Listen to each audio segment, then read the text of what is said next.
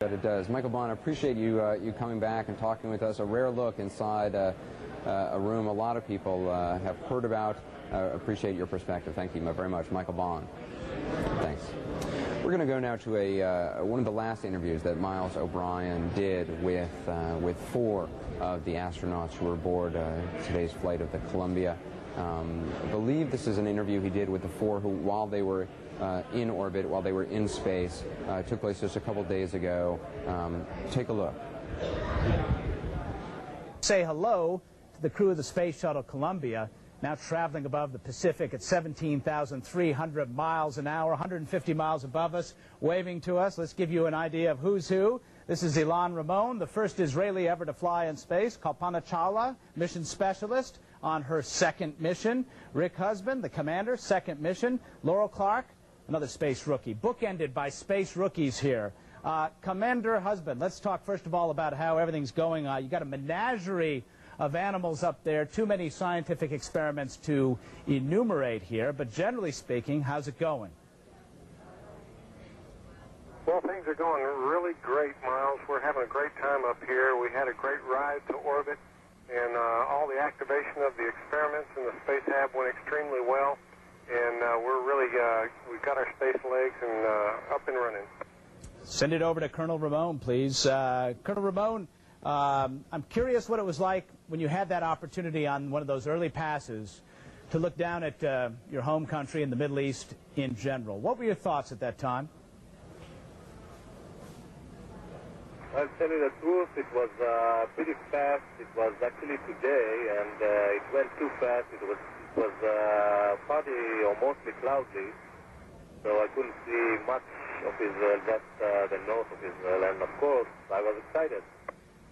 What are your thoughts now that you're in space about what it represents to your nation?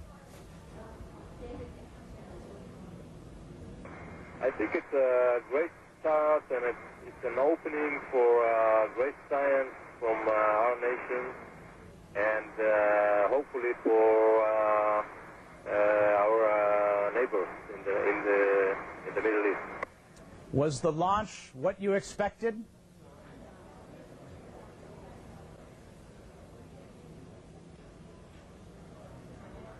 The launch was pretty exciting, yeah. A lot of noise, shaking, but after about a minute or so, we got used to it, and it went pretty smoothly.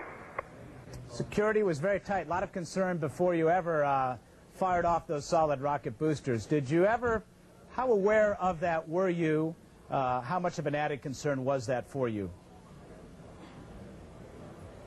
Well, since NATO security and the county security were unbelievable and helpful, I didn't have any doubt that everything will go pretty good, and so it did.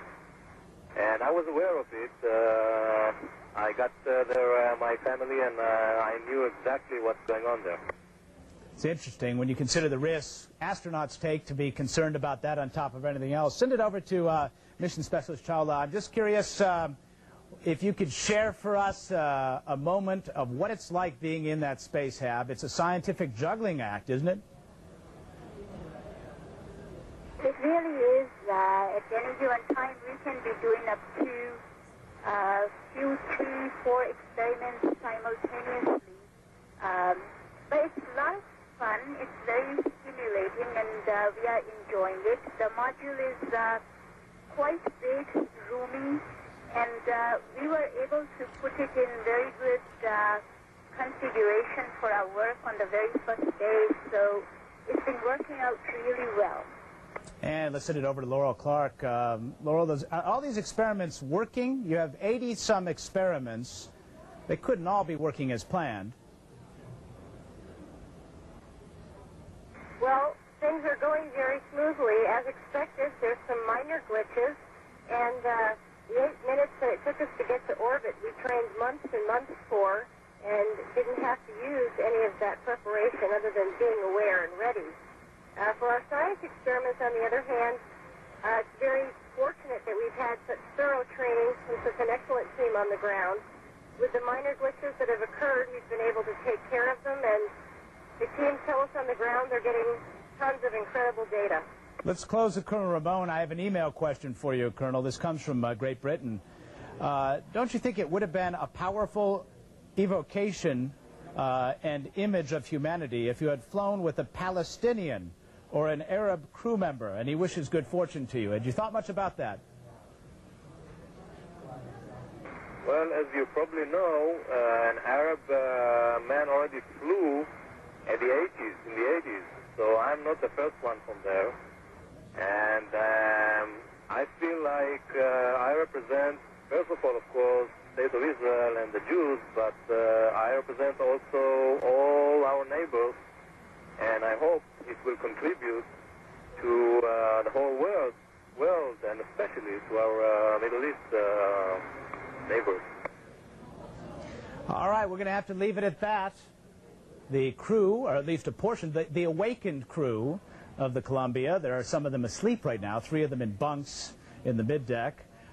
Thanks very much for taking a little bit of time while you're on orbit to visit us from the flight deck of the Space Shuttle Columbia. We wish you well as this space marathon 24/7. Oh my goodness, look at that little chalice going by there.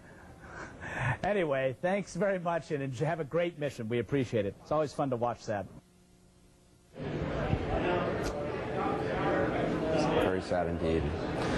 We have just received some a soundbite from the father of Colonel Ilan Ramon, the Israeli astronaut who perished today aboard the Space Shuttle Columbia. The father, his name is Eliezer Wolferman. He spoke earlier today from Israel. Here's some of what he had to say.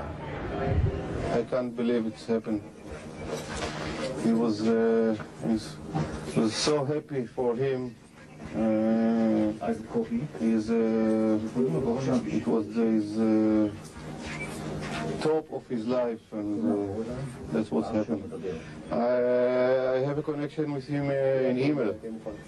Yeah, and just 2 days ago I got the last email from him, and he was so happy, and he said that he's so happy that he doesn't want to come back to Earth, and he didn't come back to Earth.